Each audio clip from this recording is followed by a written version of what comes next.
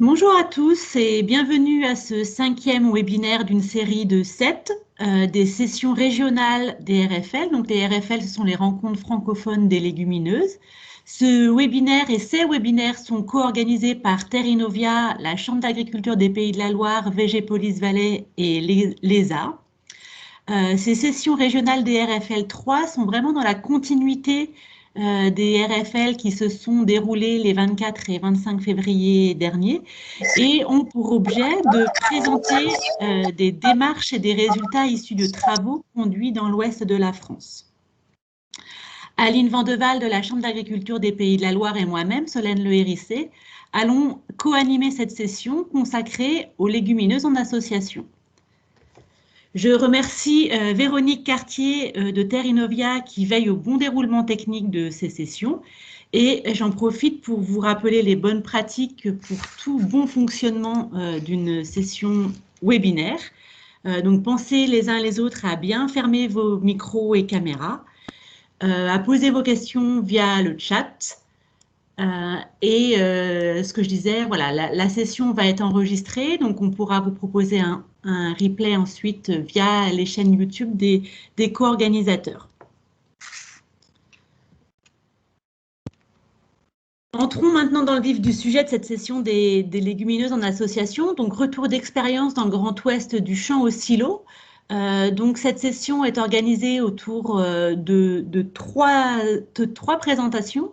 Donc Céline Bourlet de la Chambre d'agriculture des Pays de la Loire vous parlera de l'association des protéagineux pour sécuriser leur production et vous présentera les résultats d'un projet qui s'appelle Progrès Live.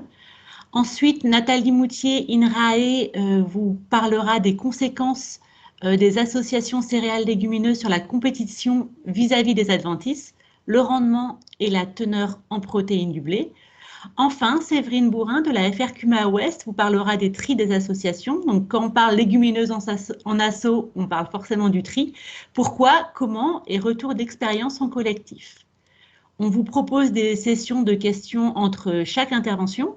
Donc, n'hésitez pas, au fur et à mesure de vos interrogations, à les poser via le chat de l'outil et on les relaiera avec Aline aux intervenants. Je vous propose donc de démarrer tout de suite avec Céline.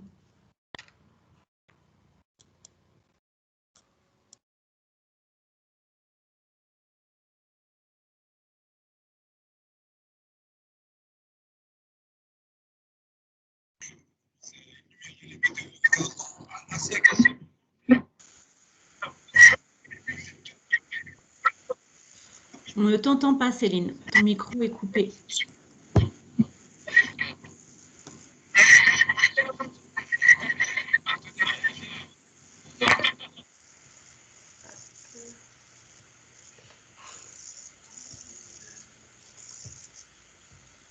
C'est bon, vous m'entendez? Parfait. Et vous voyez ma présentation? Pas encore. Là, c'est bon. C'est bon? Bon. Désolée, j'étais bloquée, je ne pouvais plus cliquer sur les boutons. Donc, c'est une Bourlet de la Chambre d'agriculture des Pays de la Loire et je vais vous présenter maintenant les résultats du projet Progrès Live qui a travaillé sur les associations de protéagineux pour sécuriser leur production. Donc ce projet, il a eu lieu de 2016 à 2018. Il avait été précédé par un autre projet qui s'appelait Securiprot en 2015, mais tous les deux travaillaient sur la même problématique. Donc l'objectif, c'était de lever les freins à la culture des protéagineux et donc de passer par l'association avec une plante compagne. Donc on a travaillé sur le pois, le lupin, la févrole en hiver et en printemps. On a travaillé en Bretagne et en Pays de la Loire, à la fois en agriculture conventionnelle et en agriculture biologique, avec plusieurs partenaires, donc ils sont affichés en haut, donc les chambres, les instituts techniques, instituts économiques. Et on a sorti, entre autres, à la fin, 11 fiches culture qui présentent chaque protéagineux avec les préconisations sur les associations et un document qui synthétise les résultats. Donc vous avez la carte là en bas à droite avec un point vert, c'est les essais bio, et en point orange, c'est les essais conventionnels. Donc des essais un peu répartis sur toutes les deux régions. Si c'est possible de mettre la petite fenêtre de la visio en bas de la page. On voit tout le Support. Merci. Du coup, l'hypothèse de départ, c'était que l'association serait bénéfique aux protéagineux. Donc, on a principalement testé l'association avec une céréale. Donc, on s'attendait à ce que cette association ait un meilleur pouvoir couvrant et une meilleure compétitivité pour améliorer la gestion des adventices. On espérait qu'elle ait un faible impact sur le rendement du protéagineux, voire qu'elle permette de l'améliorer. Dans le cas particulier du pois, on s'attendait à un effet tuteur de la céréale et donc un meilleur rendement en pois récolté. Du fait d'associer une céréale, on s'attendait aussi à récolter forcément une céréale à la fin, donc d'avoir un rendement total supérieur. Et on s'attendait également à une meilleure gestion des maladies et des ravageurs, comme ça a pu être vu dans d'autres types d'associations. Donc là, on utilise bien la céréale comme une plante de service, entre guillemets. L'objectif principal, c'est bien de produire du protéagineux. Donc, dans nos essais, on associe systématiquement le protéagineux à 100% de sa densité en pur, et on est venu ajouter là-dedans une céréale qui a été semée pour l'hiver à 30% de sa densité en pur et en printemps à 20% de sa densité en pur. Donc, ça fait à peu près 100 g/m² en hiver et 75 g/m² en printemps, donc c'est des densités assez faibles. Donc d'abord, on s'est posé la question de savoir quelles espèces on pouvait associer. Alors la première question qui s'est posée, c'est la compatibilité des cycles. Donc vous avez à droite un tableau avec, de façon assez simple, les compatibilités entre les différents protéagineux et les différentes céréales testées. Donc ça se pose surtout sur le pois par exemple, qui est assez précoce. Donc il faut une céréale qui soit mature au moment où le pois est prêt à être récolté. Et inversement, pour le lupin de printemps par exemple, on va récolter très tard et donc là, il faut une céréale qui tienne jusqu'à la récolte du lupin. Donc une fois qu'on a sélectionné ces premières céréales, on se pose la question ensuite des objectifs et du débouché. Donc est-ce que mon objectif, c'est vraiment de maximiser la production ou est-ce que j'aimerais aussi maîtriser les adventices? Dans ce cas-là, le choix de la céréale va différer aussi puisqu'on aura un niveau de compétitivité différent en fonction des objectifs. Et ensuite, la chose à laquelle il faut vraiment réfléchir avant de semer l'association, c'est les débouchés qui existent. Qu'est-ce que je veux faire de mon association? Est-ce que je veux l'autoconsommer sur la ferme en mélange sur mes animaux? Donc dans ce cas-là, on est un peu plus libre de ce qu'on associe. Ou est-ce que l'objectif, c'est de le vendre? Dans ce cas-là, il faudra presque systématiquement le trier. Est-ce que c'est possible de les trier? Est-ce que j'ai un débouché à la fois pour mon protéagineux, mais aussi pour ma céréale associée? Puisqu'on a vu, on a testé pas mal l'avoine et le seigle en agriculture biologique. En agriculture conventionnelle, c'est plus difficile de trouver un débouché pour ces cultures-là. Et une question importante aussi, c'est est-ce que ma coopérative collecte bien ce type d'association? Donc voilà, donc une fois qu'on a fait tout ça, on a semé notre association. Donc nous, ce qu'on a regardé dans nos essais, c'est principalement l'impact sur la gestion des adventices et l'impact sur le rendement. Donc sur la gestion des adventices, je vais vous présenter les résultats surtout en agriculture biologique, vu que c'est là qu'on a vu les effets les plus intéressants. Donc là, vous avez deux séries de photos. Donc en haut, vous avez du pois d'hiver et en bas de la févrole de printemps, et vous avez à gauche la culture pure, et ensuite associée à l'orge et associée à l'avoine. Donc ce qu'on a vu tout de suite, c'est que dès la levée, on a un pouvoir couvrant de l'association qui est plus fort que la culture pure, et ça même pour des quantités de céréales qui étaient assez faibles, donc dès le début du cycle. C'est quelque chose qui s'estompe un peu arrivé à floraison, puisque là, le protéagineux est vraiment bien développé, et on a moins de différence de pouvoir couvrant. Donc ce pouvoir couvrant-là, il a été... Donc on a mesuré le pouvoir couvrant et on a aussi mesuré les biomasses à floraison pour avoir une idée précise du développement des cultures et du développement des adventices. Donc là, vous avez deux graphes. On a comparé à chaque fois la biomasse adventice de l'association en ordonnée et la biomasse adventice de la modalité pure en abscisse. Donc si le point est en dessous de la droite, ça veut dire qu'on a une biomasse adventice dans l'association qui est inférieure à la biomasse adventice dans la culture pure. Donc que ce soit pour les cultures d'hiver à gauche ou les cultures de printemps à droite, en agriculture biologique, quasi systématiquement, on avait une biomasse adventice dans l'association plus faible que dans la culture pure. Donc là, un point, c'est un essai pour une année. Et ce qu'on a vu, c'est que cette baisse, elle était significative en pois et en lupin, quelle que soit la céréale testée, et également en févrole, sauf dans l'association avec le blé en culture de printemps. Après, on a eu une variabilité, donc là c'était des moyennes par essai. On a une variabilité aussi assez importante puisqu'on a, voilà, le salissement il est variable en fonction de l'endroit où on se situe dans la parcelle. Donc on a regardé micro-parcelle par micro-parcelle, et donc en fait quand c'est vert, c'est que dans cette micro-parcelle, on avait bien une biomasse adventice de l'association inférieure à la culture pure.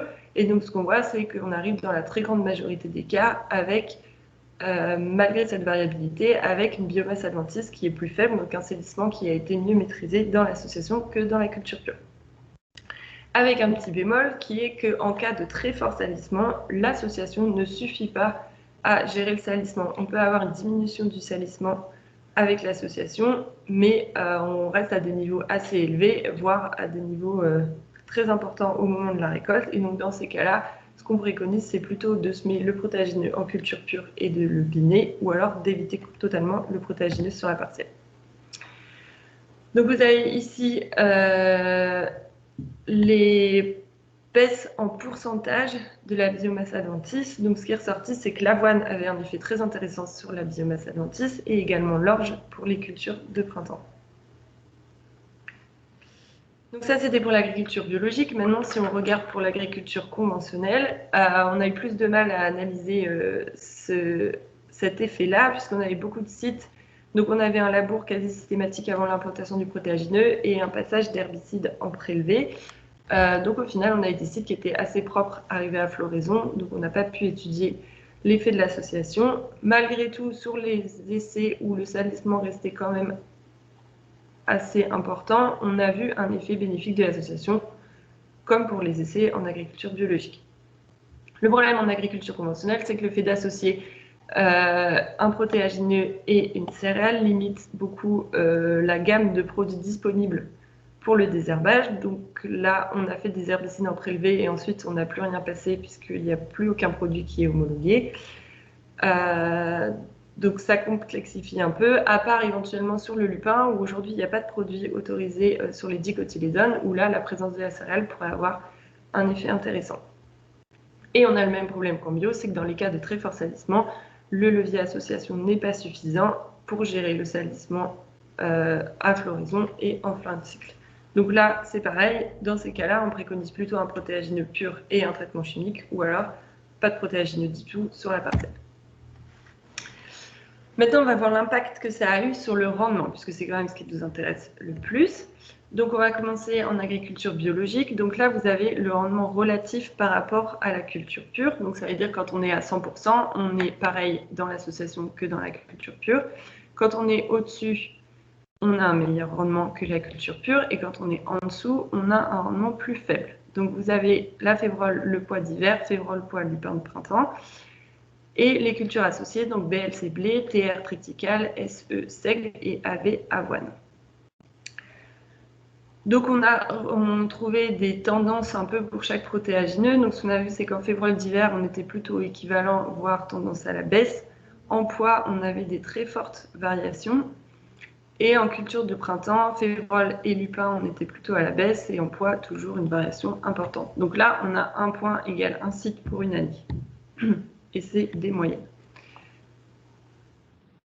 Donc si on regarde la variabilité, donc là sur les trois graphes, vous avez la févrole, le lupin et le pois. Sur les trois graphes, on a, pour chaque essai, on a regardé si le rendement dans l'association était supérieur, équivalent ou inférieur à la culture pure. Donc quand il était supérieur, on est en vert foncé. Quand il était à peu près équivalent, on est en vert clair. Et par contre, quand on avait une baisse, on est en rouge. Donc ce qu'on voit, c'est que en févrole, pour les cultures d'hiver et cultures de printemps, globalement, on est à 50% d'essais où on a eu une augmentation où on était équivalent et 50% d'essais où on avait une baisse. Donc globalement, en moyenne, on a un rendement équivalent dans la févrole associée et dans la févrole en culture pure, donc avec des différences qui sont non significatives. Par contre, on a un effet bénéfique sur le salissement et on a quasi systématiquement un rendement total qui est supérieur grâce à la production complémentaire de céréales. Si on regarde le lupin, on a à peu près les mêmes tendances, donc on a un rendement qui est équivalent en moyenne, avec des différences qui sont là aussi non significatives, et toujours cet effet intéressant sur le salissement et un rendement complémentaire en céréales qui permettent un rendement total supérieur. Dans le cas du pois, c'est un petit peu différent parce qu'on a eu beaucoup d'essais où on avait un rendement supérieur dans l'association par rapport à la culture pure, et ça, c'était dû au fait que la céréale apporte un effet tuteur à la verse, et donc en limitant la verse, on augmente le rendement en pois récolté, et donc on avait un rendement supérieur. Et là, c'est toujours pareil, on a un rendement complémentaire de céréales et un effet sur le salissement. Donc si on regarde le cas particulier du pois, on a eu cet effet sur la verse. Donc vous avez à chaque fois une colonne, un site, c'est le pourcentage de surface versée. Donc en gras, vous avez le pourcentage de surface versée pour la culture pure, et en dessous, vous avez les pourcentages de surface versée dans les associations. Donc quand c'est vert, c'est qu'on a un pourcentage de verse plus faible, et rouge, là par contre, c'est arrivé une seule fois où on a un pourcentage de verse plus élevé dans l'association. Donc globalement, on a un effet intéressant de l'association. Là, vous avez sur la photo, au milieu, la culture pure qui était totalement couchée par terre, et à droite, l'association avec l'orge, à gauche, l'association avec l'avoine, où là, on a vraiment vu la différence de verse quand on avait une céréale qui permettait au pois de rester debout jusqu'à la récolte.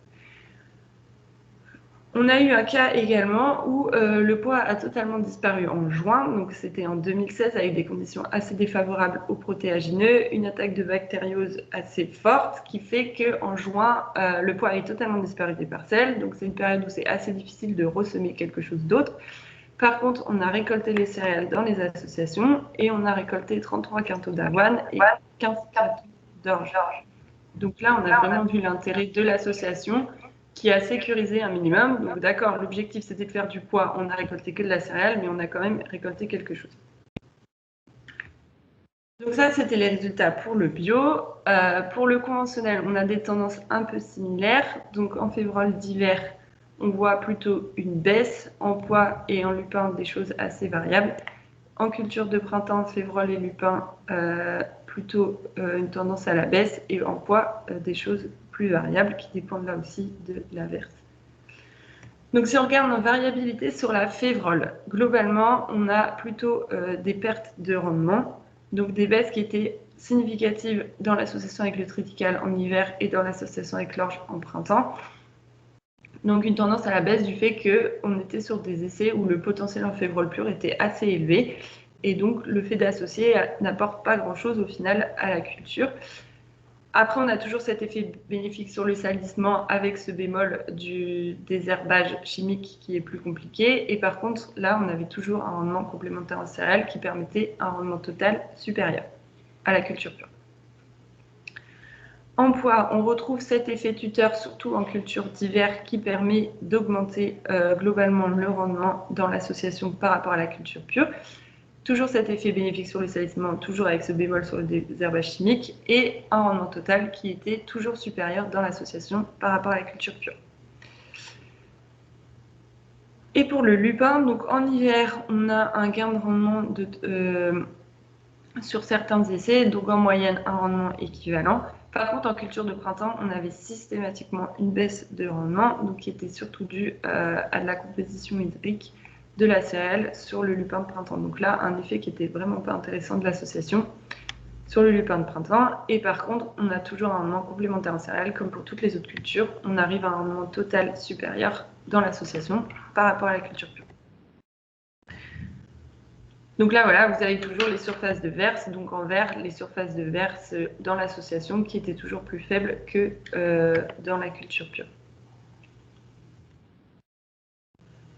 Donc, d'un point de vue agronomique et dans le contexte du Grand Ouest, on a trouvé dans les essais qu'on avait bien un meilleur pouvoir couvrant et une meilleure compétitivité, et donc une meilleure maîtrise des adventices sur la plupart des essais. On avait bien une récolte supplémentaire de céréales et donc un meilleur rendement total. On espérait un faible impact sur le protéagineux, ça on a vu que ce n'était pas toujours le cas, donc globalement on maintient, pour certains protéagineux, on arrive à maintenir le rendement du protéagineux, voire à l'augmenter dans le cas du pois, puisqu'on a cet effet tuteur. Et ensuite, sur la gestion des maladies et des ravageurs, on a eu du mal à observer des choses. Et on pense au final le protéagineux et se met à 100% de sa densité, donc comme une culture pure, et au final on aura peut-être peu d'impact de l'ajout de cette céréale sur les maladies et les ravages. Donc ensuite, le choix de la bonne campagne, c'est ce qu'on disait au début, le choix de la densité dépendra des objectifs de l'agriculteur et de son débouché. Maintenant, si on regarde les résultats économiques, donc je vais vous présenter les calculs de marge semi-nette. Donc la question qu'on s'est posée, c'est que est-ce que l'association permet de sécuriser la marge semi-nette? Même si elle augmente le rendement, on a quand même des surcoûts liés à cette association, sur l'achat de semences de la céréale supplémentaire, sur le tri. On a aussi une NetPac qui n'est pas attribuée dans le cadre des associations telles qu'elles existent aujourd'hui. Et on a parfois aussi des baisses de rendement du protéagineux. Donc ce qu'on a calculé, c'est la marge semi-nette qui est le produit donc issu de la vente du protéagineux et de la céréale, du NetPac éventuel, en tout cas pour la culture pure, moins des charges de mécanisation. Là, ça ne change pas dans nos hypothèses entre la culture pure et l'association. Des charges opérationnelles avec un coût de semence plus élevé dans l'association par rapport à la culture pure et des charges de tri qui n'existent que pour l'association. Donc on a eu des choses assez variables suivant les essais, suivant les années, suivant les protéagineux. En tout cas, on a 3 cas de figure. Soit on augmente le rendement du protéagineux et dans ce cas-là, c'est tout bénef puisque on augmente la marge par la vente supplémentaire de protéagineux et de céréales qui compense largement les surcoûts liés à l'association. Donc vous voyez là sur le graphe, en bleu, c'est l'écart de marge semi-nette par rapport au protéagineux pur. Donc quand on est au-dessus, c'est qu'on gagne plus, et quand on est en dessous, c'est qu'on gagne moins. En vert, vous avez le rendement du protéagineux par rapport à la culture pure, et en orange, vous avez le rendement en céréales. Donc ce qu'on voit ici, c'est qu'on a augmenté le rendement en protéagineux, on a un rendement en céréales qui est aussi assez important, et donc on a une marge semi-nette plus élevée. Ensuite, on a des cas où le rendement en protéagineux était légèrement inférieur dans l'association par rapport à la culture pure, mais où le rendement en céréales complémentaires était assez important et donc a permis au final de compenser les coûts liés à l'association et de dépasser la marge semi-nette de la culture pure. Et pour finir, on a eu des cas où le rendement a baissé de façon assez importante par rapport à la culture pure, où la production en céréales n'est pas forcément très importante. Et donc là, on a une baisse de la marge semi-nette par rapport à la culture pure dans l'association. Donc globalement, vous avez ici le nombre d'essais pour lesquels, donc en vert, on a une marge semi-nette de l'association supérieure à la marge semi-nette de la culture pure. Et ensuite, en rose et en orange, une baisse de la marge semi-nette. Donc au final, ce qu'on voit, c'est qu'on a à peu près 50% des essais où on a une amélioration de la marge et 50% où on a une légère baisse ou une baisse plus importante.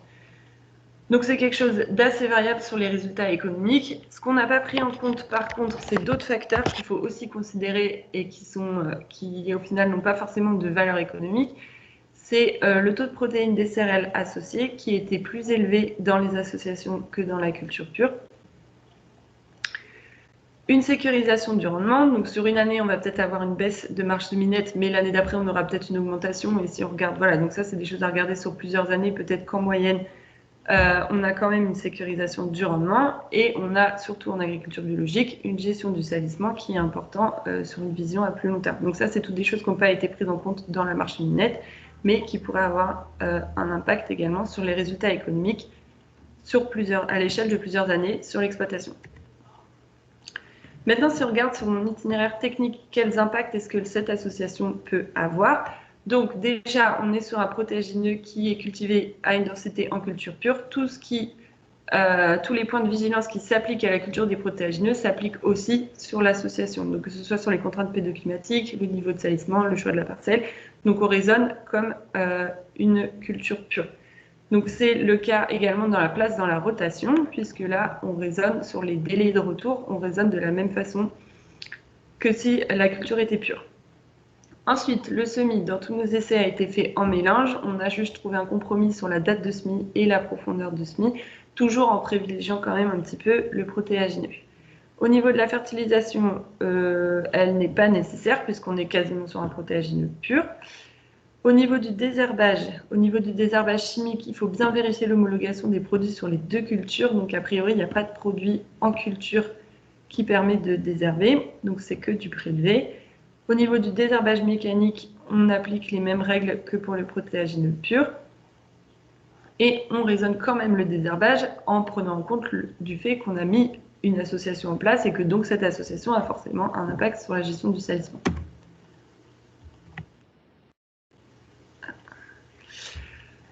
Sur les fongicides chimiques, donc là c'est pareil, on vérifie bien l'homologation des produits sur les 2 cultures. Nous, dans nos essais, on n'a pas vu d'effet de ce type d'association sur les maladies et les ravageurs, donc là on raisonne plutôt protéagineux, mais un peu comme un protéagineux pur.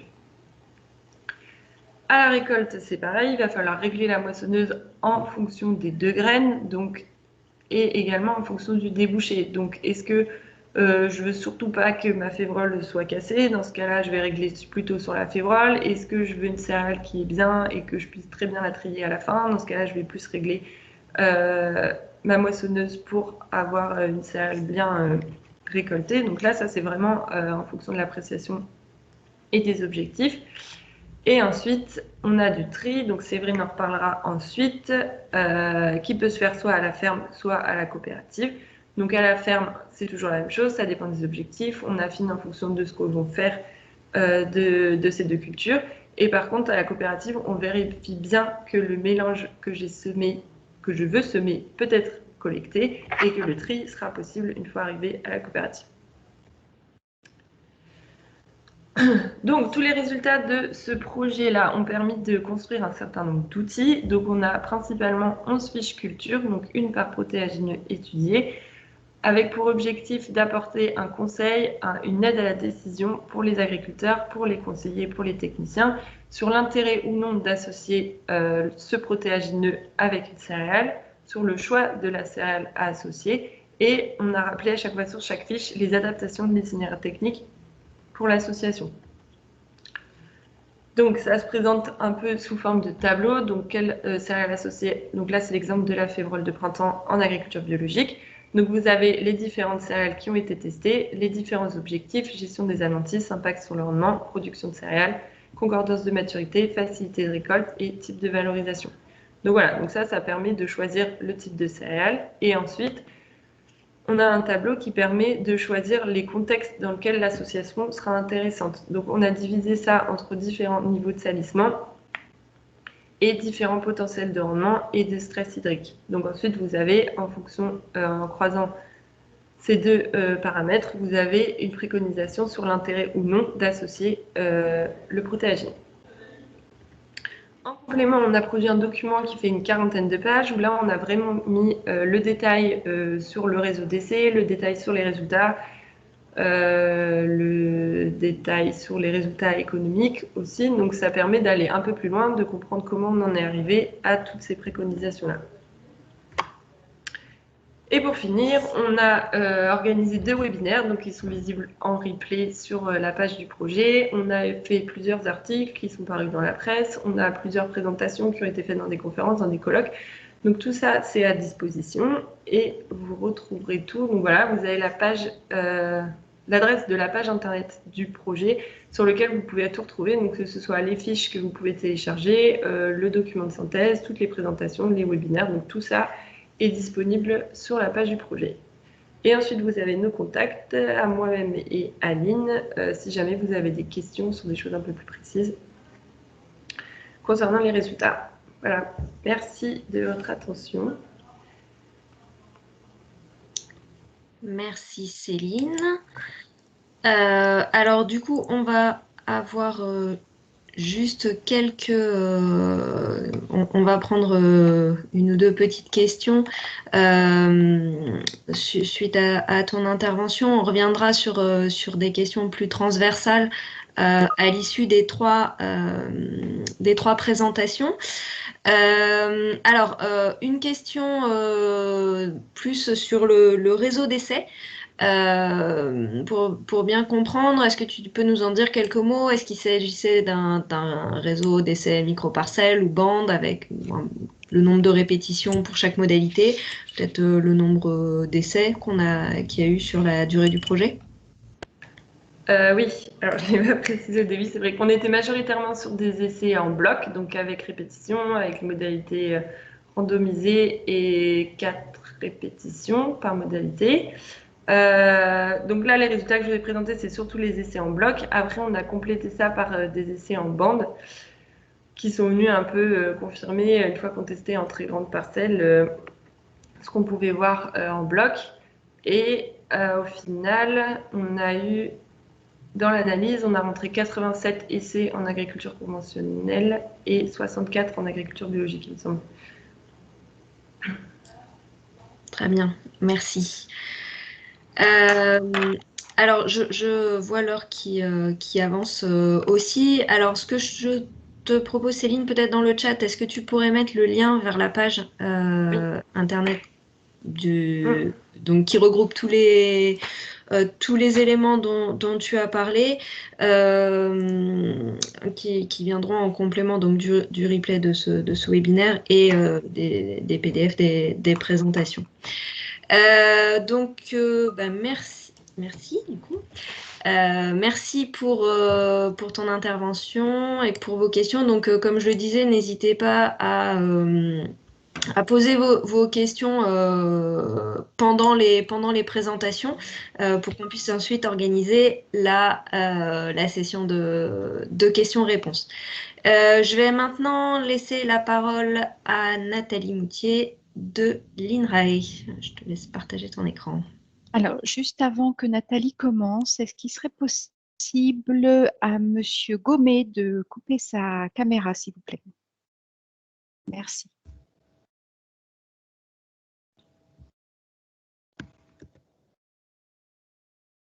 Vous voyez mon écran, du coup, bonjour à tous. C'est parfait. Ok.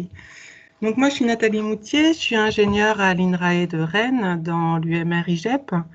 Et je vais vous présenter du coup ce topo sur les associations céréales légumineuses. Quelles conséquences sur la compétition vis-à-vis des adventices, le rendement et la teneur en protéines du blé.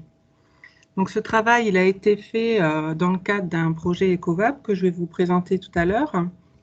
Et du coup, au niveau de la Chambre régionale d'agriculture des Pays de Loire, c'est François Boissineau qui a mené les essais donc sur un site expérimental à Couffé. Donc le contexte, c'est du coup que l'agriculture est dans une transition vers plus d'agroécologie avec une diversification des systèmes de production et une réduction des intrants, notamment azotés et pesticides. En France, il y a un plan de relance des légumineuses pour améliorer l'autonomie protéique des fermes françaises. Et on a pas mal d'importations de blé bio panifiable. Voilà, donc ça c'est le contexte général français. Au niveau du blé en agriculture biologique et des légumineuses, on a un certain nombre d'atouts ici en vert et un certain nombre de difficultés rencontrées ici en rouge. Donc pour le blé en AB, la production française est actuellement insuffisante, hein, donc on importe 25% de notre production pour pouvoir faire du pain bio. Donc c'est une opportunité en fait pour les agriculteurs du coup de développer cette culture. La demande est en constante hausse et les prix sont particulièrement attractifs puisqu'on est autour de 350 à 400 € la tonne contre 200 € la tonne en conventionnel. Par contre, il y a un certain nombre de difficultés qui freinent du coup l'adoption de cette culture en bio par les agriculteurs. Donc, c'est que la lutte contre les adventices est particulièrement difficile, que les rendements sont faibles, divisés par 2. En général, on tourne autour de 70-80 quintaux hectares en blé en conventionnel et on descend autour de 40 quintaux hectares en blé en bio. Donc du coup, ça finalement contrebalance l'intérêt du prix. Et puis surtout, on a de faibles teneurs en protéines. Et cette teneur en protéines est un des paramètres, hein, pas le seul, hein, mais un des paramètres qui fait que le pain est panifiable ou pas. Et donc, s'il n'est pas panifiable, si la teneur en protéines et les indices P sur L ne sont pas suffisants, en fait, le blé est déclassé en blé fourragé. Côté légumineuses, du coup, il y a aussi des opportunités, hein, une forte demande de protéagineux, notamment pour les élevages en bio. Un plan de relance et des aides de la PAC, hein, donc économiquement, ça peut être intéressant, entre 100 et 200 € par hectare. Hein. Un intérêt environnemental par rapport à la réduction des apports, notamment azotés, puisque les légumineuses fixent l'azote atmosphérique. Par contre, du coup, il y a pas mal de difficultés de gestion des maladies, hein, ascochytose, aphanomycèse, des ravageurs et des adventices. Une forte sensibilité au stress abiotique, hein, sécheresse notamment. Et puis, un gros problème de vers surpoids qui fait que, du coup, on a du mal à le récolter et que cela favorise aussi le développement de maladies dans un couvert très tassé, on va dire. Donc tout ça, ça entraîne de fortes irrégularités des récoltes. Alors, si on met tous ces atouts et toutes ces difficultés en parallèle, en fait, une des solutions pour pallier les difficultés rencontrées, c'est d'associer des céréales avec les légumineuses. Et ce mode de culture se développe principalement en système de culture économe en intrants, dont la baie. Donc, je vous ai mis ici les surfaces cultivées en mélange céréales légumineuses, ici en rose, les protéagineux purs et les légumes secs. Donc, c'est un graphique produit par Terrinuvia en 2017. Pardon. Et vous pouvez voir que jusqu'en 2010, les mélanges céréales légumineuses représentaient une faible part des surfaces de légumineuses à graines en culture bio. Mais à partir de 2010, on a une très forte progression de ces mélanges céréales légumineuses avec des surfaces qui ont été multipliées par 10 en 6 ans, entre 2010 et 2016. Et du coup, on est passé de 5 000 à 50 000 hectares. Et actuellement, du coup, c'est le mode de production des protéagineux le plus couramment rencontré en bio. Donc, il y a un certain nombre de services qui sont attendus de ces associations céréales légumineuses. La première chose, c'est qu'en fait, quand on associe une céréale avec une légumineuse, on a une meilleure gestion des ressources, puisqu'on a une complémentarité d'acquisition des ressources. Donc, pour la lumière, pour l'eau et pour l'azote. Donc, on a des différences de timing au niveau croissance et des différences de hauteur qui font qu'on a une optimisation de l'utilisation de la ressource en lumière. On a également une optimisation de la ressource en eau, de l'utilisation de la ressource en eau via des différences de profondeur racinaire et puis aussi une bonne complémentarité du coup au niveau des sources d'azote, puisque la céréale prélève essentiellement l'azote, enfin uniquement l'azote du sol, alors que la légumineuse prélève l'azote atmosphérique. Donc tout ça, ça entraîne en fait une meilleure productivité, une meilleure qualité et une meilleure stabilisation des rendements. Ça peut aussi avoir un impact sur le contrôle des bioagresseurs, hein, puisqu'on a une meilleure couverture de sol et un meilleur prélèvement des ressources, donc les adventices ont du mal à se développer dans ces couverts. On a des modifications au niveau des microclimats, des effets barrières et dilution qui en fait font en sorte qu'on a moins de maladies et aussi moins de ravageurs. Donc les autres services attendus, c'est une conservation de la biodiversité, séquestration du carbone, préservation des sols, et puis, bien sûr, une meilleure autonomie protéique hein, pour tout ce qui concerne la nutrition animale, avec une production en proximité de ressources, du coup, riches en protéines pour les élevages. Alors, quels sont les facteurs qui influencent les performances obtenues en association? Donc, bien sûr, le premier auquel on pense, c'est l'environnement, hein, le climat, la pédologie dans lesquelles on se trouve. Donc là, ça, on ne peut pas y faire grand-chose quand on est sur une ferme. Le deuxième facteur, c'est en fait le choix des espèces qu'on va associer, hein, comme le disait Céline. Et puis, du coup, dans ces espèces, on va parler aujourd'hui particulièrement du choix des variétés. Et ces combinaisons donnent des couverts qui peuvent avoir des caractéristiques particulières. Ensuite, il y a un certain nombre de pratiques, hein, les dates de semis, les densités de semis, les rotations, le pilotage de l'azote qui va favoriser ou la légumineuse ou la céréale. La protection sanitaire également, qui peuvent du coup influencer ces performances. Au niveau des règles d'assemblage aussi, il y a des choix à faire. Donc Céline vous disait par exemple pour favoriser la légumineuse, on va la semer à pleine dose et rajouter un peu de céréales. On peut aussi avoir envie de favoriser la céréale et mettre une petite dose de légumineuses, ou alors avoir un ratio à peu près équilibré entre les espèces. Donc on a souvent des combinaisons 50-50. Et puis les modalités de semis peuvent aussi impacter les performances obtenues selon qu'on sème en pur, en mélange complet ou en rang alterné par exemple. Tout ça, en fait, ça va avoir des conséquences sur les interactions plante-plante. Donc, on les appelle les 4C. Donc là, tout ce qui concerne les compétitions entre plantes, entre les plantes des deux espèces, hein, en cas d'association bispécifique.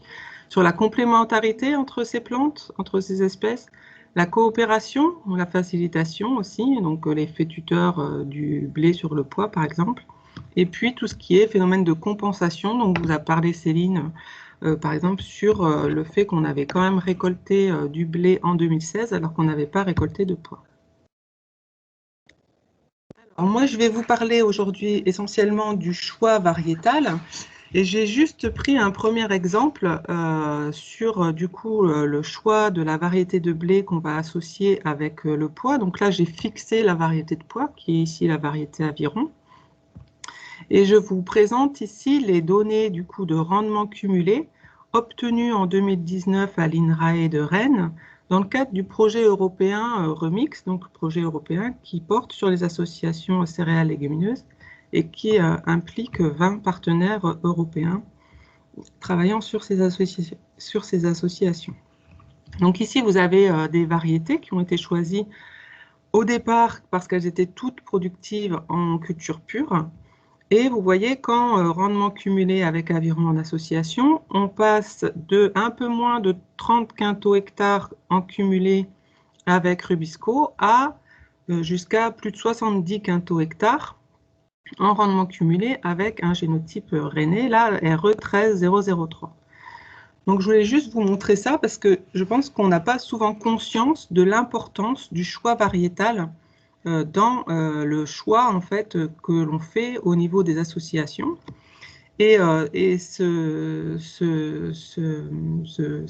conséquence, enfin, tu as une conséquence aussi par rapport aux sélectionneurs qui voudraient sélectionner des génotypes particulièrement adaptés à la culture associée. Donc, quels sont les critères aussi qui font qu'une variété est mieux adaptée, on obtient de meilleurs résultats en culture associée. Donc, la problématique, c'est aujourd'hui, du coup, dans le cadre de cette culture associée où on a une attente principale sur le blé, c'est quelle variété de blé associée. Alors, je ne vous parlerai pas de avec quelle variété de pois, etc., parce que c'est compliqué. Mais du coup, ce choix variétal peut-il se baser sur les caractéristiques et performances des variétés en culture pure? En gros, la question qu'on se pose, c'est est-ce que les caractéristiques et performances des variétés en culture pure sont prédictives de leurs caractéristiques et performances en culture associée, ce qui faciliterait grandement en fait, le choix variétal pour les agriculteurs, mais aussi ce qui faciliterait grandement le travail des sélectionneurs pour trouver des variétés adaptées à la culture associée. Ou alors, du coup, est-ce qu'il est nécessaire, pour certaines de ces caractéristiques, de considérer des approches de sélection qui soient spécifiques pour l'aptitude à la conduite en association? Du coup, notre travail, il a consisté à comparer les caractéristiques de variétés de blé tendre en association blé-pois protéagineux avec leurs caractéristiques en culture pure, donc notamment par rapport à des questions de couverture, donc par rapport à la gestion des adventices, de rendement et de teneur en protéines. Donc, ce travail il a été fait dans le cadre du projet EcoVab, qui a commencé fin 2014 et s'est terminé en 2017, qui a été piloté par l'ITAB et qui cherchait en fait sur différentes situations, pas uniquement les associations, mais à évaluer le comportement des variétés en agriculture biologique, construire aujourd'hui les outils pour demain. Donc, nous étions 11 partenaires. Voilà, donc je vous ai mis tous les partenaires. Donc, pour l'Ouest, donc il y avait notamment la Chambre régionale d'agriculture des Pays de la Loire. Donc, les espèces étudiées, ce sont le blé tendre d'hiver à visée alimentation humaine, donc pour faire du pain. Et puis, ce blé tendre d'hiver a été associé à du pois protéagineux d'hiver, à visée alimentation animale. L'orientation du mélange, donc contrairement à ce que vous a présenté tout à l'heure Céline, nous, ce qu'on cherchait, c'était plutôt avoir du blé riche en protéines, et le pois était une culture, j'allais dire, compagne ou de service. Donc cela a joué bien sûr sur les densités de semis. L'approche, c'est une expérimentation au champ qui est basée sur une gamme variétale contrastée de variétés de blé, basée sur des caractères clés qui sont impliqués dans les interactions plante-plante et que je vais vous présenter ensuite. Et on était en système de culture bio. Donc, on a 4 sites d'essai en AB. Donc, ce que je vais vous présenter, c'est essentiellement les résultats obtenus ici sur Rennes, Couffé et Archigny, donc à l'INRAE, à la Chambre d'agriculture et à Agribio Poitou-Charentes. Et donc, il y a eu des essais également en bande à l'Oriole. Donc, on a 5 variétés de blé tendre, donc elles sont contrastées en fait sur des caractéristiques phénologiques, donc précocité à épiaison, et des caractéristiques morphologiques et agronomiques, donc la hauteur, le pouvoir couvrant, le potentiel de rendement et la teneur en protéines. Et chacune de ces 5 variétés est une combinaison en fait de ces caractères. Donc, on les a considérés en culture pure et en culture associée, avec une variété de pois protéagineux, une seule. Donc, ce sont des dispositifs expérimentaux en micro-parcelles avec 3 répétitions, donc excepté pour l'Oriole où on était sur des bandes. Le semis est en mélange sur le rang en un seul passage. Et les densités de semis, donc ici en blé, on est à 300 grains par mètre carré en culture pure. Et on a la même dose en culture associée, donc on est à un ratio culture associée sur culture pure de 100%. Et le poids, par contre, était à 80 grains par mètre carré en culture pure et 40 en culture associée, donc un ratio de 50%. Donc, qu'est-ce qu'on a mesuré du coup sur ces couverts du coup purs et associés?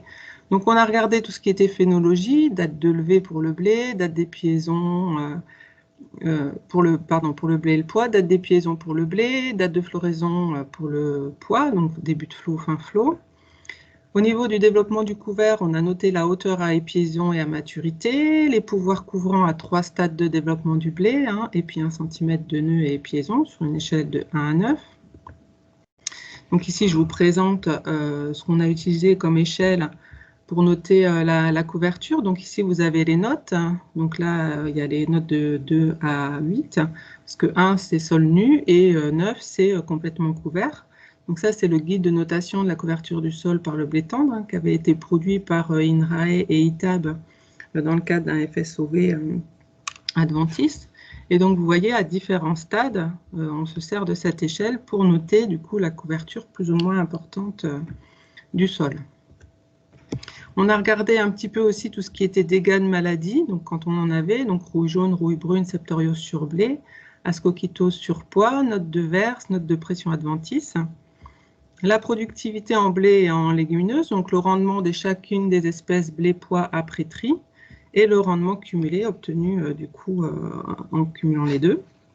Et la qualité de la récolte, donc taux de protéines du blé, humidité, PS, PMG. Alors, les résultats, du coup, au niveau des hauteurs, ce qu'on peut voir, c'est que à la fois, du coup, ici, vous avez la hauteur du blé en culture pure, et la hauteur du blé en culture associée. À chaque fois, ce sera les mêmes graphiques. Donc, je vous ai mis la diagonale, c'est-à-dire que les valeurs en pur et en asso sont équivalentes lorsqu'on est sur cette diagonale. Lorsqu'on est à gauche de cette diagonale, les valeurs en culture associée sont supérieures aux valeurs en culture pure et inversement. À droite, elles sont inférieures.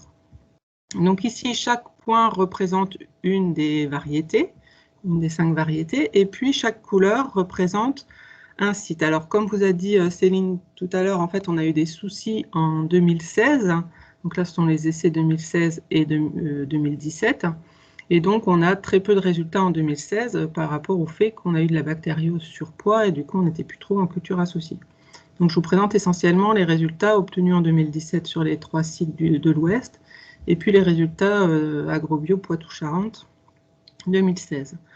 Donc, ce qu'on voit, c'est qu'à la fois à épiaison et à maturité, les hauteurs du blé sont équivalentes en culture pure et associée, et les coefficients de détermination sont très élevés à chaque fois. Donc, les variétés les plus hautes en culture pure sont aussi les plus hautes en culture associée, et inversement. Ce qu'on voit aussi ici, ce sont les couvertures de sol. Donc, c'est un petit peu la même conclusion que ce que vous présentez, Céline, tout à l'heure. En fait, on a tout le temps une couverture de sol équivalente ou supérieure, en tout cas à un stade précoce et toujours au stade intermédiaire. On a une meilleure couverture de sol en culture associée qu'en culture pure, et ce, quels que soient les sites et les variétés. Vous voyez, même quand les couvertures de sol sont mauvaises en début de cycle, elles sont quand même un peu meilleures en culture associée, et ça se confirme en fait tout au long du cycle de développement jusqu'à une couverture totale, du coup en fin de cycle sur Rennes.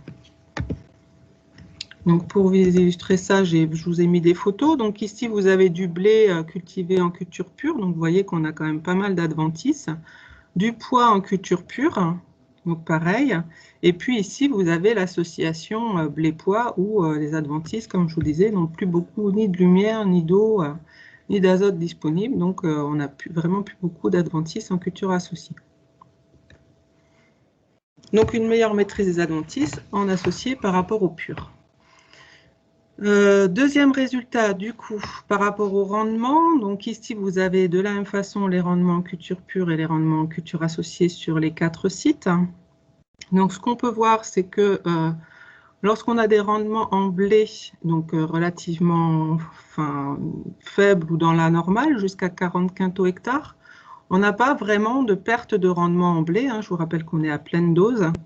En culture associée par rapport en culture pure. Par contre, lorsque la compétition est plus forte et que les rendements sont plus élevés, donc c'est le cas ici à l'INRA et de Rennes en 2017, on décroche un peu de la diagonale et on perd plus de rendement en blé en pourcentage que dans les autres sites. Alors, ce qu'il faut voir, c'est qu'aussi par rapport à ces rendements, on a 11 quintaux par hectare de poids en moyenne en plus. Donc, si on rajoutait ces 11 quintaux, en fait, plus ou moins 4 quintaux, donc 15 quintaux à Rennes et puis des fois 7 quintaux dans les autres, et ben en fait, on a un meilleur rendement cumulé sur la parcelle. Au niveau des teneurs en protéines, donc toujours le même principe, donc on voit qu'on est systématiquement au-dessus de la diagonale. En fait, en moyenne, on gagne 1,2 points de protéines dans les blés associés par rapport au blé pur, même si on est à pleine dose. Donc ça, c'est à moduler. On a entre 0,6 ou 0,4. On verra sur le graphique d'après, ici à la Chambre d'agriculture des Pays de Loire, donc sur le site de Couffé.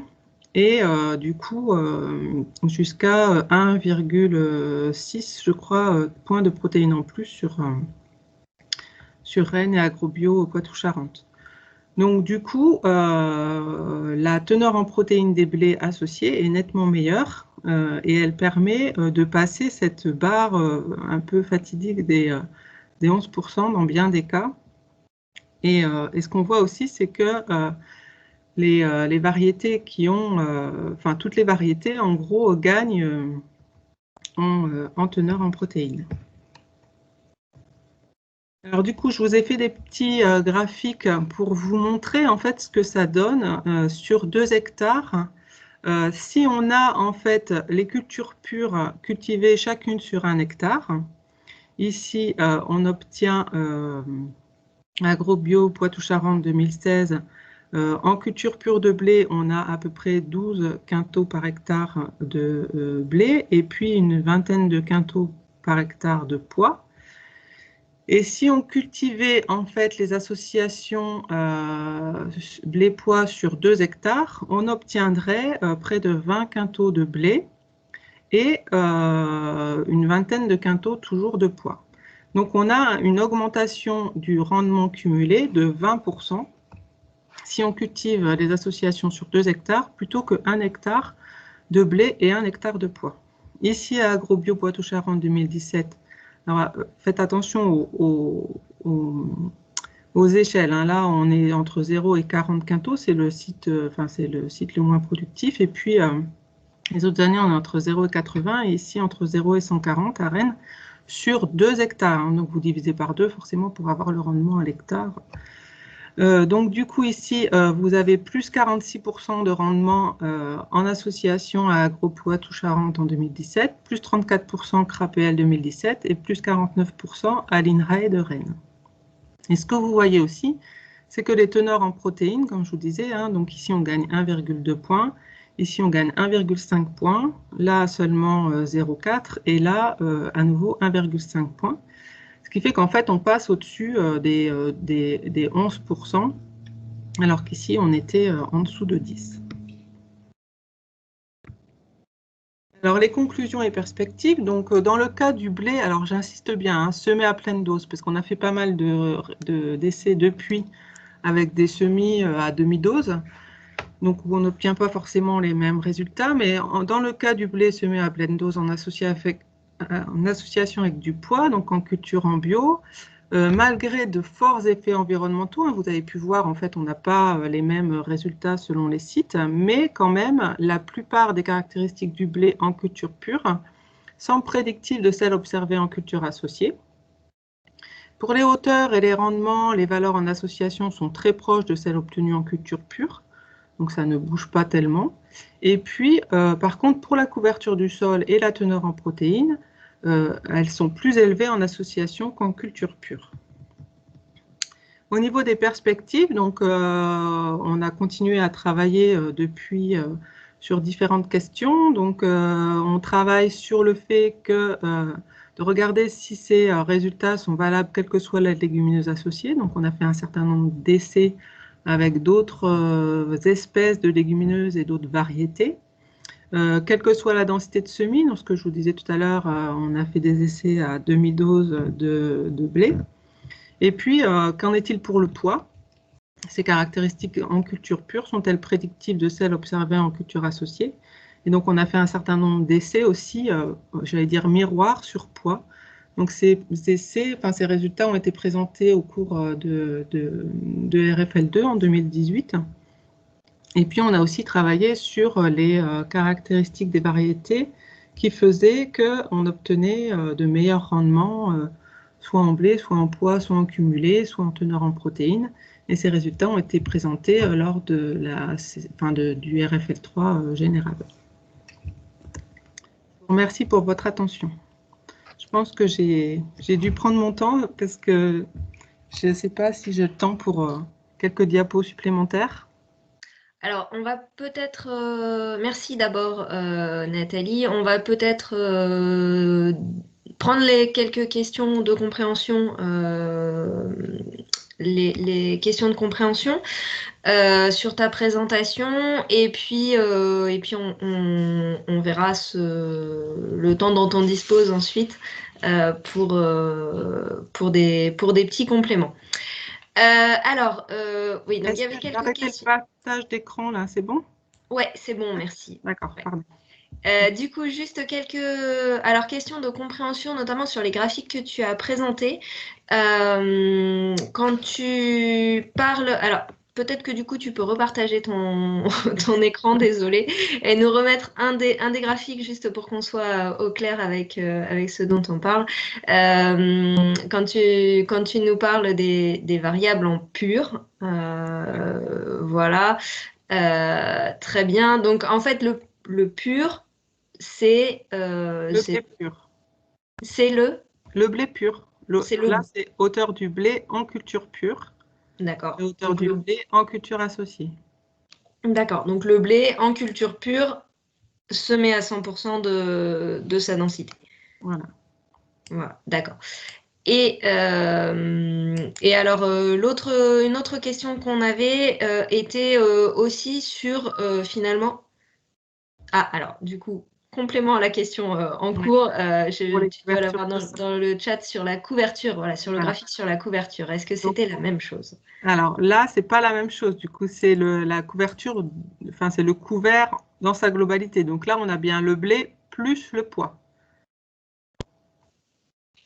Voilà, très bien. Culture associée. Et uniquement le blé en culture pure. En fait, on compare ça, là, le blé en culture pure, avec le blé associé ici. Et donc, quand tu parles du pur, c'est tu compares le blé pur. Je compare le blé pur au couvert associé. Voilà, d'accord. Par contre, les hauteurs, c'est la hauteur du blé en culture pure comparée à la hauteur du blé dans le couvert associé. Les rendements, c'est pareil, c'est après tri, le rendement du blé en culture pure par rapport au rendement du blé en culture associée. La teneur en protéines, bah, c'est pareil, c'est seulement celle du blé, d'accord? C'est pas la teneur en protéines totale hein, avec le protégénieux, c'est juste celle du blé. Et là, par contre, ce sont les rendements cumulés, du coup, le rendement du blé pur, poids pur, et rendement du blé associé, poids associé. Très bien. Ok, bon, merci pour ces précisions. Alors, ce que je voulais te faire préciser peut-être aussi, c'est quand tu parlais de différentes variétés qui finalement avaient un rendement en association variable en début de ta présentation de résultats. En fait, est-ce que c'est uniquement lié à l'association ou alors est-ce que c'est également finalement la variabilité des rendements de ces blés en pur, voilà, ici? Alors, en fait, si on regarde les rendements du blé, juste le blé, on a plutôt une bonne prédiction du rendement du blé, sauf à Rennes en fait, où justement l'exemple il est à Rennes, c'est qu'en cas de rendement relativement élevé, enfin j'allais dire sur des zones où on a des bons potentiels de rendement, on a une plus forte variabilité, j'allais dire, une plus forte perte de rendement en association qu'en culture pure. Hein. Et en fait,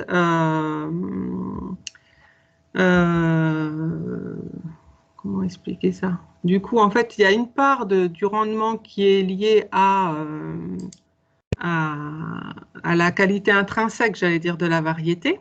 Donc là, on compare des variétés à faible potentiel et à fort potentiel, on va dire. Et donc, il y a une part qui est liée à la capacité à la variété de blé à produire, voilà, à produire. Et après, il y a son interaction, en fait, avec la légumineuse, qui fait qu'on peut avoir des différences, un peu d'interaction, finalement, entre variétés de blé et variétés de pois ou variétés de févrole qui font qu'on peut avoir des classements qui peuvent être variables selon ce qu'on associe. Du coup, j'avais préparé une diapo par rapport à cette question-là. Alors, je ne sais pas si vous la voyez, du coup. Ouais, parfait. Oui, toujours. Donc là, en fait, comme je vous disais, on a continué à travailler sur cette question et on s'est posé justement la question de, selon si on change la variété de poids qu'on regarde en face, qu'est-ce qui se passe du coup pour une gamme de variétés voilà, qui contrastent par un certain nombre de caractères, hein, notamment d'aptitude au talage, de précocité, de hauteur. Et ce qu'on voit là, c'est du coup ici vous avez le rendement cumulé. Alors du coup là, c'est pas le rendement blé, d'accord? C'est le rendement cumulé blé-poids qui intègre en fait la variabilité qu'on observe et sur le blé et sur le poids. Et donc, on a, dans le cadre de cet essai 2019 à Rennes, dans le cadre de cet essai européen Remix, travaillé ici sur l'association de 10 variétés de blé avec 9 variétés de pois, protéagineux, petites tachères divers. Et donc, ce qu'on voit, c'est qu'on a quand même une grande variabilité de réponse en termes de rendement cumulé, une grande complexité en fait des interactions entre variétés des deux espèces, et qu'on a une plus ou moins grande stabilité de réponse de rendement cumulé obtenu en fonction du coup des variétés. Donc, par exemple, ici, on a RE13003 dont je vous parlais tout à l'heure, qui a un bon rendement cumulé avec presque toutes les variétés de pois, alors que Calabro, ici, va avoir des rendements cumulés entre 23 et 63, en gros 65 quintaux par hectare, en fonction de la variété de pois qui va lui être associée. Donc en fait, on n'a pas encore tout décortiqué, mais on est en train de travailler sur la constitution de modèles en fait, qui se basent sur les caractéristiques des variétés de blé et de pois en culture pure et sur la compréhension des interactions entre variétés, du coup, donc tout ce qu'on appelle les interactions G-croisées, et puis aussi en faisant rentrer le facteur environnemental, puisqu'en fait, on a des dispositifs multisites. Et donc, on cherche à essayer de comprendre ce qui se passe à ce niveau-là. Ok. Écoute, merci pour ces précisions. Je pense qu'il est temps qu'on passe à la présentation suivante. Merci pour ces deux présentations qui étaient liées à la culture des associations. Maintenant, on va passer au tri de ces associations. Donc, qu'est-ce qui se passe après la récolte? Je vais laisser donc la parole à Séverine Bourrin de la FRCUMA. Oui, bonjour. Est-ce que vous m'entendez, vous me voyez?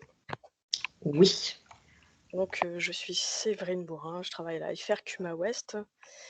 Donc, la FRCUMA Ouest, c'est le réseau CUMA Ouest Bretagne, Normandie et Pays de la Loire. Et les CUMA, ce sont les coopératives d'utilisation de matériel agricole. Je vais donc partager mon écran.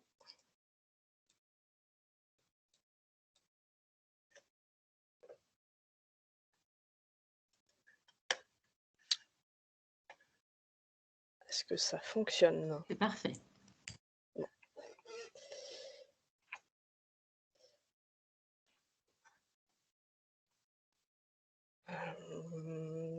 Donc, je vais vous parler plutôt de la post-récolte de ces associations-là qui ont été évoquées par Céline et Nathalie.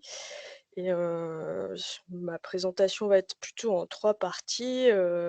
Pourquoi le tri des graines, comment on a travaillé, et puis il y aura une petite partie technique, et ensuite je vous montrerai quelques expériences de tri en collectif.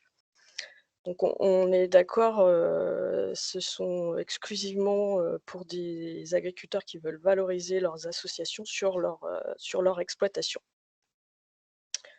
Alors, trier quoi et pourquoi? Au tout début, qu'est-ce qu'on a? Eh bien, on a un lot de cultures à trier. Donc là, en association, mais il peut être aussi en pur, hein, selon la valorisation, et Céline l'a bien dit, il faut bien savoir ce qu'on veut en faire au départ pour savoir comment on va trier. Donc il y a ce qu'on veut, la culture souhaitée selon la valorisation. Donc là, je vous ai montré une association protéaginée aux céréales. Donc le premier objectif, c'est bien de séparer ces ces 2 graines. Et puis, ce qu'on veut pas, eh bien, tout ce qui est grains cassés, grains malades, les adventices, les débris végétaux, les pailles, les cailloux. Alors pourquoi on a travaillé, cette thématique? Eh bien, je crois que Céline et Nathalie l'ont bien démontré. Il y a une diversification des cultures avec, des mélanges différents, de plus en plus d'associations de céréales et de protéagineux et des exploitations qui veulent valoriser, ces associations sur leur exploitation, soit en alimentation animale, parfois en alimentation humaine et voire en semences de ferme. Et pour toutes ces valorisations, il y a un besoin, commun qui est, d'avoir accès à du matériel de tri ou à un service de tri. Alors comment répondre à ce besoin? On a parlé des organismes stockeurs, qui, eux, ont tout le matériel de tri, à la pointe, hein, il y a pas de problème pour eux, mais quand on livre sa culture dans un organisme stockeur, il n'est pas possible de récupérer, une partie ou d'un côté les céréales, de l'autre côté, le protéagineux. On a aussi des prestations qui existent, hein, des prestataires qui font, du tri sur site et à la ferme. On a quand même constaté que c'était pas toujours satisfaisant, soit parce qu'ils n'avaient pas le matériel, adéquat, soit parce qu'ils vont parfois trop vite. Et du coup, il y a une des solutions, qui est déjà, faite et qui est envisagée, par d'autres agriculteurs, c'est donc d'investir en collectif puisque c'est quand même du matériel qui coûte cher. Mais pour ça, il y a besoin d'un accompagnement parce que ça demande des connaissances sur ce matériel, sur leur utilisation. Il y a besoin d'échanges entre groupes, il y a besoin de formation et puis l'accompagnement sur l'investissement du matériel, sur sa rentabilité et sur le choix. Alors là, une petite diapo juste pour, vous redire dans quel cadre on a travaillé et avec qui. Donc on avait un objectif dans le projet PEI Santé du végétal qui a commencé en 2018 et qui va se finir cette année et avec, plein d'organismes, les chambres, les CIVAM et je vais en oublier. Mais nous, les réseaux Cumin, on a travaillé avec Ilter Innovia.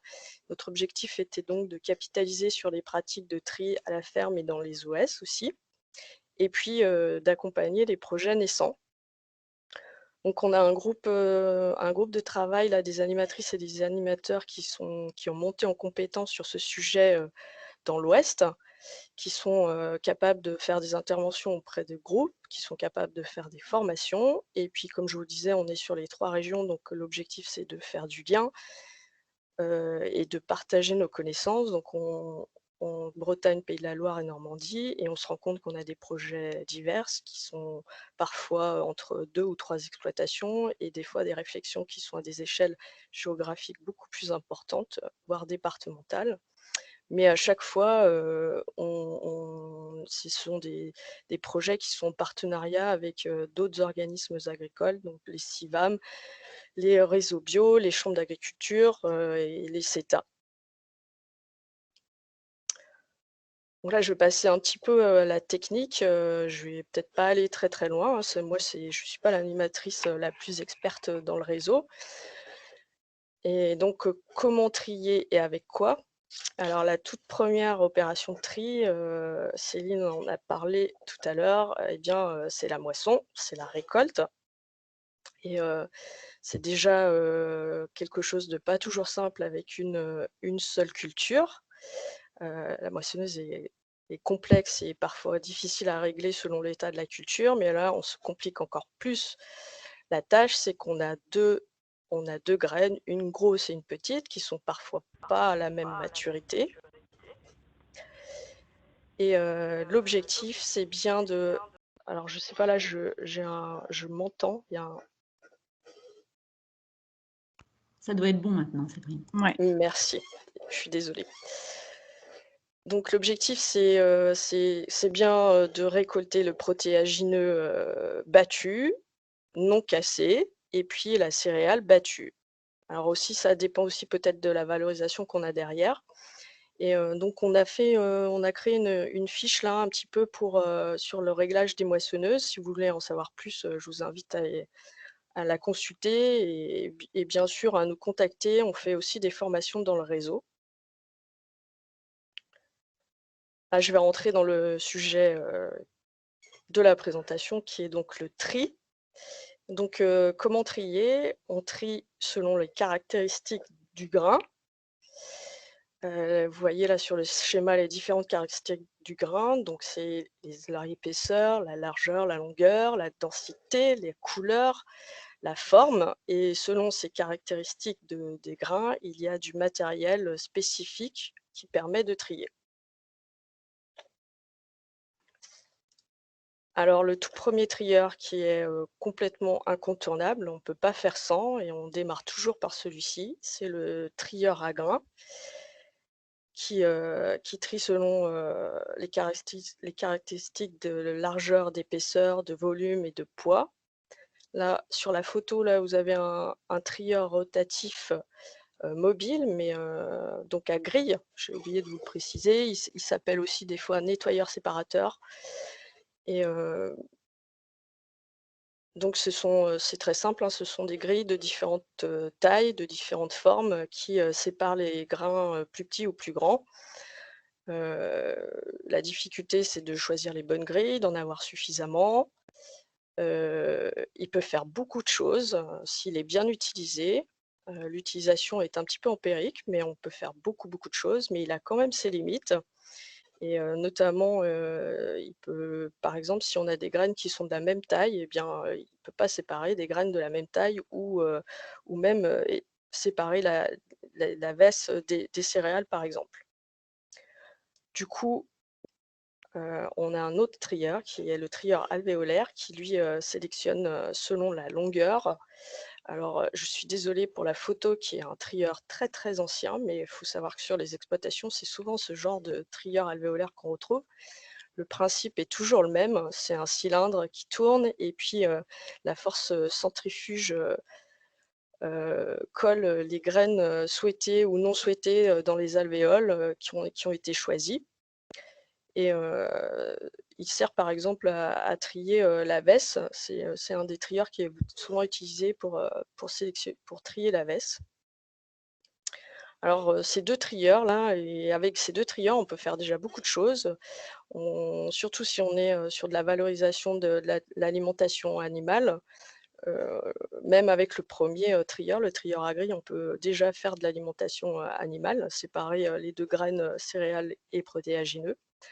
Par contre, dès qu'on passe dans une valorisation d'alimentation humaine, voire de semences, même si les semences fermières peuvent se faire avec ces deux trieurs, et bien tout de suite, il nous faut du matériel un petit peu plus technologique. Et là, on passe à la table densimétrique qui, comme dans son nom l'indique, trie selon la densité des graines. Donc, c'est assez simple, c'est un tapis vibrant et puis un flux d'air qui va vers le haut et qui en fait soulève les plus petites particules et permet de sélectionner les déchets et les semences à trier. Là, vous voyez sur le schéma la sortie et par exemple, ça nous sert beaucoup dans les légumes secs pour écarter les cailloux, qui serait quand même dommage de trouver des cailloux dans un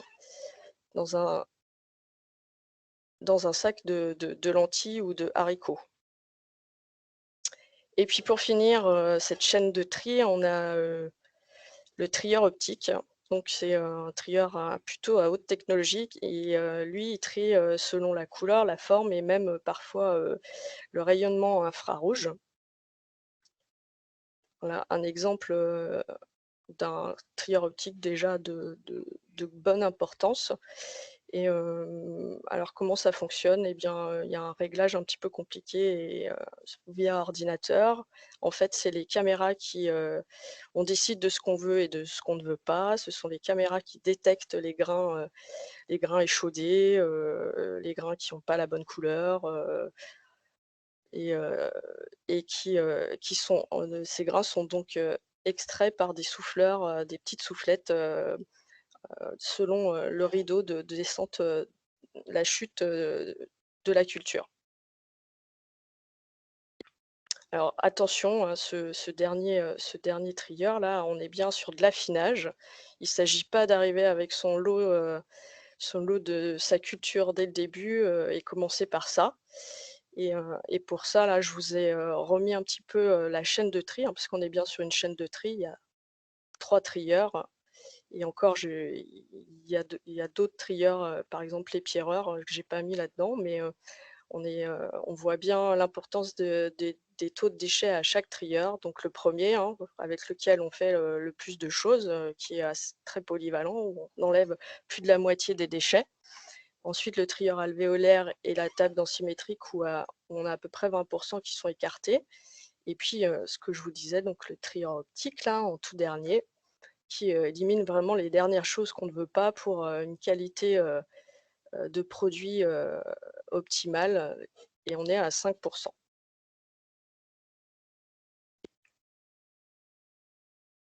Alors là, je vais vous montrer quelques exemples de tri en collectif et d'organisation en collectif. Alors au tout début quand même, je vous reprécise un petit peu les motivations communes de tous ces groupes, hein. C'est bien d'avoir de l'autonomie, donc de valoriser ces cultures de l'implantation jusqu'à la valorisation de l'association céréales légumineuses, donc les valoriser en alimentation humaine pour les animaux de l'exploitation, développer la vente en circuit court, par exemple l'orge brassicole, les blés meuniers, et même dans ces associations où on a des fois de l'orge et des blés associés à une légumineuse, donc l'orge et le blé part en alimentation humaine et la légumineuse peut rester en alimentation animale sur l'exploitation. Faire des semences fermières, bien sûr, et puis le dernier objectif qui n'est pas le moindre, c'est de maîtriser la qualité du tri, donc de la faire quand on veut, et aussi son coût. Alors quelques exemples. Le premier, donc je vous l'ai dit dès le début, incontournable, trieur à grille. Donc les groupes partent souvent sur des trieurs à grille mobiles, là, comme vous pouvez le voir. Alors mobile, il ne s'agit pas que ce trieur il va de ferme en ferme, hein. Si on a 13 adhérents, il ne va pas dans les 13 fermes, mais c'est bien d'organiser une logistique. Il a besoin d'une logistique parce qu'il faut un peu de temps pour déplier, pour préparer, pour replier. Mais il faut voir un petit peu les points les plus importants où il peut se poser déjà à l'abri. Donc là, c'est l'exemple de la CUMA des agents qui est dans le 22.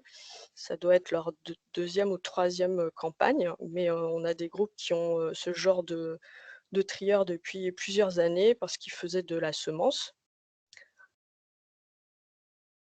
Un autre exemple en Vendée où on est sur un même trieur, on ne voit pas très bien sur la photo, il est tout en haut ici, là, un trieur à grille aussi rotatif qui est un peu plus important, il est en fixe, il est installé dans un bâtiment et l'avantage c'est qu'il y a des cellules de stockage, une mutualisation de cellules de stockage, donc il est plus important, il a un rendement plus important aussi. Et puis je vous ai mis la photo du toaster là, puisqu'il y a un toaster qui est dans la CUMA Défi qui a aussi un trieur mobile et qui peut être associé au tri juste après le tri des protéagineux.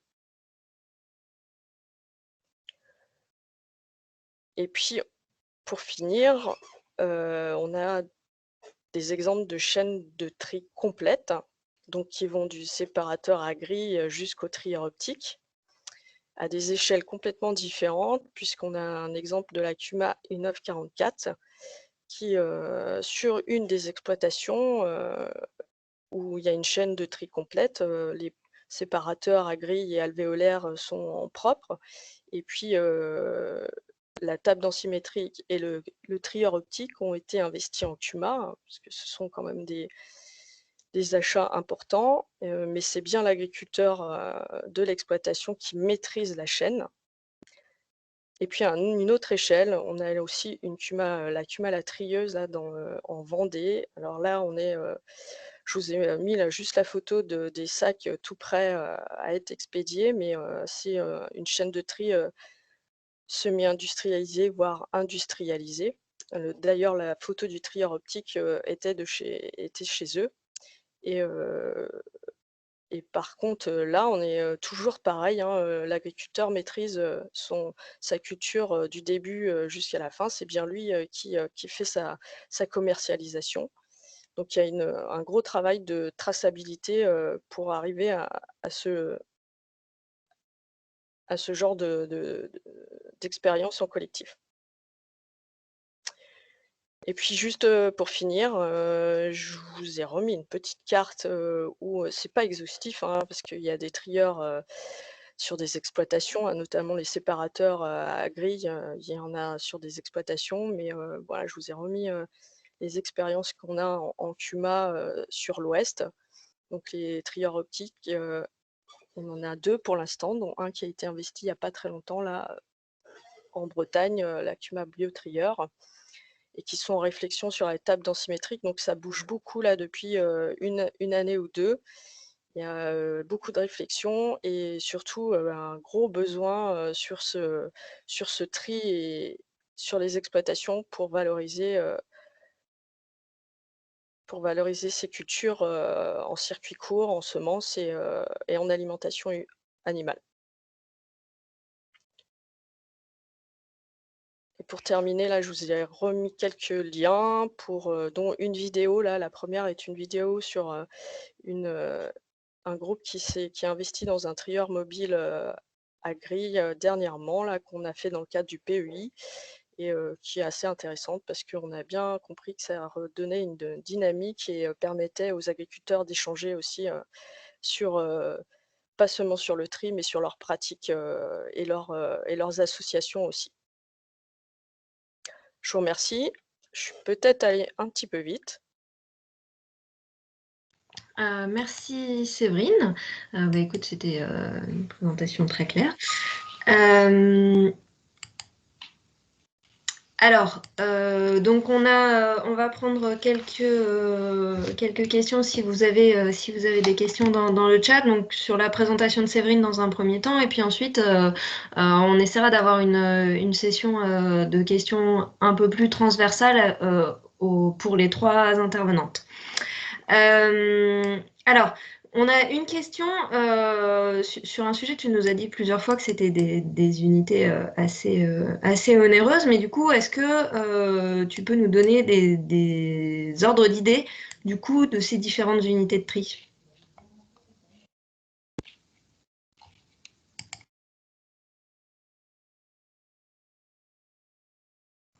Ton micro est coupé, On ne Séverine. t'entend pas. Ouais.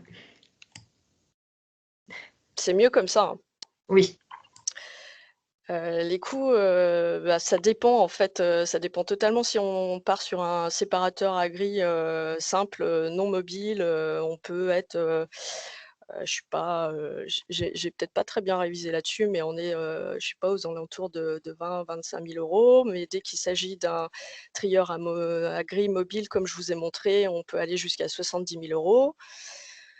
Voire même plus, parce que ça dépend du nombre de grilles, et on a bien compris que plus on a de grilles, plus on est en capacité de faire du bon travail. On a fait des fiches, s'il y a besoin, on a fait des fiches sur l'ensemble de ces expériences. Il y a les coûts dessus. Par exemple, là, si je prends le trieur fixe là, que je vous ai montré, hein, qui a quand même un rendement, un des plus importants, si on est entre l'achat du trieur, du stockage, de tout ce qui est vis, élévateur, on est à 200 000 €, quoi. Mais c'est très divers, et puis je vous cache pas qu'on travaille encore là-dessus. On a encore beaucoup de choses à savoir et à déterminer. on a des projets en cours, peut-être avoir des trieurs mobiles avec trieurs à grille et trieurs à véolaire. On a des choses comme ça encore en réflexion. Je ne sais pas si j'ai répondu suffisamment à la question. Bah si, écoute, merci beaucoup. Alors du coup, on te propose, après ta session de réponse, de mettre le lien vers ces fiches dans le chat Bien sûr. pour que tout le Bien monde sûr. puisse y accéder. Alors, autre sujet, est-ce que ce type de tri en collectif est envisageable ou est déjà réalisé pour une filière destinée à l'alimentation humaine, par exemple protéines végétales de poids? Oui, ça existe. J'ai parlé de la Cuma la trieuse là en Vendée. Eux, ils sont partis en fait sur la Mogette au tout départ dans les années 90, donc c'est pas très récent, peut-être fin 90. C'était ça, c'était sur la Mogette et ils ont eu envie d'être plus libres dans leur commercialisation de ce produit à destination alimentation humaine et c'est pour ça qu'ils ont petit à petit réussi à faire une chaîne de tri complète semi-industrialisée et jusqu'à l'ensachage et à la commercialisation. Il n'y a pas que la Mogette, hein, ils ont des lentilles, ils ont beaucoup de demandes. Je pense qu'ils n'arrivent pas à tout faire. Il y a même un groupe bio qui s'est détaché de cette Cuma pour créer aussi leur chaîne de tri. On voit bien aussi des fois la limite, je pense, il y a un réel besoin de matériel, je pense. Même si j'ai bien compris et on l'a dit dans les premières interventions que l'association, c'est compliqué au semis, agronomiquement, mais c'est vrai que souvent, la première problématique soulevée par les agriculteurs, c'est l'accès au tri. Et oui, alors du coup, ça m'amène à la question suivante. Est-ce que tu penses que les OS vont à l'avenir accepter plus ce type de mélange? Alors, c'est peut-être pas une question qui t'est adressée seulement à toi, puisqu'on voit bien aussi le coût du matériel qui peut être important. Et est-ce que c'est un des leviers, peut-être, pour répondre à cette interrogation, à cette question des agriculteurs sur le tri? Je ne vais pas répondre à la question, je pense, Aline. Après, on avait quand même rencontré des OS, alors moi un petit peu moins que Terra Innovia, mais des OS notamment en agriculture bio. Alors c'est clair qu'ils sont confrontés aux mêmes problématiques que nous, hein, ils ont du matériel de tri plus important, je parlais du tri, hein, mais on s'est concentré là-dessus parce que c'était la demande, mais il y a aussi le séchage, il y a aussi le stockage, enfin, c'est complexe. Ils sont confrontés aux mêmes problématiques et quand une culture, qui n'est pas, juste, je vais dire févrole, céréales arrive, mais une multiculture, c'est compliqué pour eux de trier, donc parfois, ouais, ils la refusent et je le comprends. Alors en bio, ils refusent pas trop parce qu'il y a de la demande. Après en conventionnel, je comprends tout à fait qu'ils refusent parce que c'est compliqué à trier, hein. Et puis mais non, je répondrai pas vraiment à la question en fait. Peut-être qu'il y a d'autres personnes qui peuvent le faire à ma place. Merci Séverine. Alors voilà, alors peut-être s'il n'y a pas de questions spécifiques sur le tri maintenant, on peut peut-être demander à Céline et Nathalie et puis Solène de rallumer leur caméra, puisque là on va peut-être aborder les aspects un peu plus transversaux. Donc maintenant, si vous souhaitez poser des questions aussi plus transversales aux trois intervenantes, n'hésitez pas à utiliser le chat. Peut-être on reviendra à ces questions d'organisation de filière par la suite. Mais tout d'abord, moi je voulais vous poser une première question.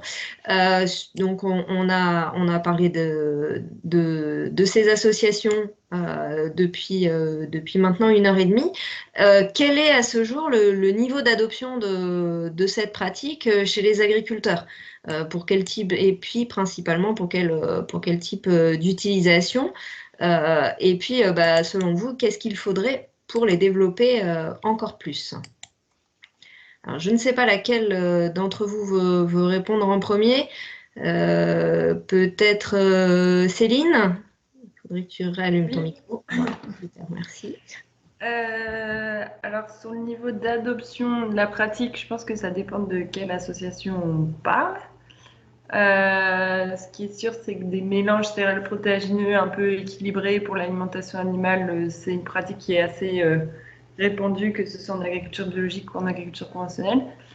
Après, quand on parle vraiment association pour produire du protéagineux avec la céréale comme plante compagne ou à l'inverse du blé avec le protéagineux comme plante compagne, c'est des choses qui sont un peu moins répandues.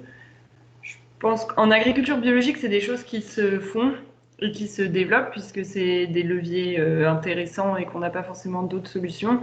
Après, en agriculture conventionnelle, on a toujours tous les freins dont Séverine parlait, le fait que les collecteurs ne veulent pas forcément collecter les associations, que du coup, il faut trier à la ferme, que tous les agriculteurs ne sont pas forcément équipés. Donc, ça pose d'autres questions. Et aussi, ça pose là, on voyait sur le désherbage, en fait, on limite beaucoup les produits utilisables. Et du coup, l'association ne vient pas forcément compenser une absence totale de produits chimiques de désherbage, par exemple.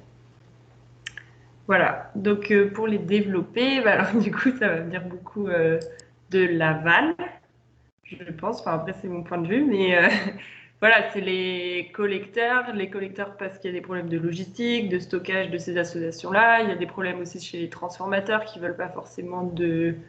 Voilà, quand on a associé un blé avec un pois et qu'on a un petit peu de pois cassé dans le blé, c'est sûr que la transformation ne se fait pas de la même façon. Donc voilà, donc c'est surtout ça. Après, il y a peut-être d'autres choses qui vont pousser un peu, c'est qu'on diminue de plus en plus le nombre de produits autorisés, de produits chimiques. Donc à un moment, on va se tourner plus vers des leviers agronomiques. Et là, peut-être qu'en conventionnel, on commencera à faire un peu plus d'associations aussi. Pour pallier à l'absence de tous ces produits-là qui aujourd'hui restent quand même plus intéressants dans la majorité des cas que l'association. Merci. Séverine, est-ce que tu veux compléter sur des leviers pour développer Je pense que Céline a déjà dit beaucoup de choses. Après, nous, dans notre réseau, c'est vrai qu'on a beaucoup de projets là qui sont en cours. On est assez sollicité. Clairement, c'est les bio qui poussent, mais et qui poussent aussi parce qu'il y en a de plus en plus qui veulent faire du circuit court et donc vendre en alimentation humaine. Après, vous avez bien vu, hein, cette partie d'alimentation humaine, elle représente pas forcément des gros volumes. Donc, pour amortir l'ensemble de la chaîne, il faut aussi avoir des volumes importants et pas forcément que de l'alimentation humaine. On a des expériences de producteurs bio et producteurs conventionnels sur des trieurs. Parce qu'il y a des conventionnels qui se mettent à faire de la semence fermière. J'imagine bien parce que le coût est important. Voilà, après, comment développer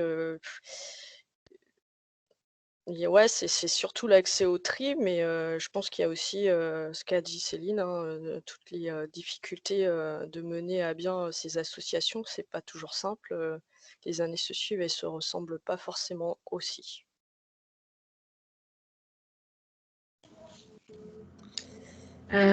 Merci. Nathalie, peut-être pour continuer, les associations de culture ont-elles une vraie valeur ajoutée dans l'Ouest, du coup, par rapport à ce qu'on a pu voir ce matin? Pour moi, c'est clair, hein, surtout en système de culture économe en intrants. Donc, on y va quand même tout droit quand même. On espère que ça va quand même bien se développer. Et voilà, avec l'agriculture biologique en prototype, comme on dit, de l'agriculture économe en intrants. Donc oui, je pense qu'il y a vraiment une plus-value assez importante dans ces systèmes de culture à faire des associations. Alors, pas toutes les associations seront intéressantes, hein, bien sûr, mais bien sûr, les associations auxquelles on pense le plus, c'est les associations céréales légumineuses, hein, mais pas que. Il y a aussi du colza, légumineuses, plantes gélives. Enfin voilà, il y a d'autres associations qui peuvent se développer. Je pense que, enfin, je suis assez d'accord avec Séverine, hein, c'est que faut prendre le problème par le débouché, par le fait qu'on puisse trier à la fin les, les, les, les associations, donc bien réfléchir aux espèces et qu'on va associer aux dates de récolte, pouvoir faire des récoltes au bon stade, à pas trop casser les grains. Enfin voilà, je pense que tout ça c'est important. Il y a une vraie plus-value pour tout ce qui est blé en bio. Ça, c'est clair. Enfin, moi, il y a des artisans boulangers qui me posent la question, qui veulent faire leur pain eux-mêmes, voilà, des bio. Ils sont super intéressés par cette augmentation de la teneur en protéines du blé, qui est quand même très importante, hein, 1,2 points, c'est quand même vraiment significatif, c'est vraiment important. Et puis ce qu'on voit aussi, mais là ça pose d'autres problèmes par rapport à l'intégration de ces associations dans les rotations, c'est qu'on a vraiment ce qu'on appelle un over-yielding, c'est-à-dire une production augmentée en cultivant les légumineuses, notamment en association sur 2 hectares, on obtient vraiment des productions nettement supérieures, hein. Vous voyez les résultats que je vous ai montrés.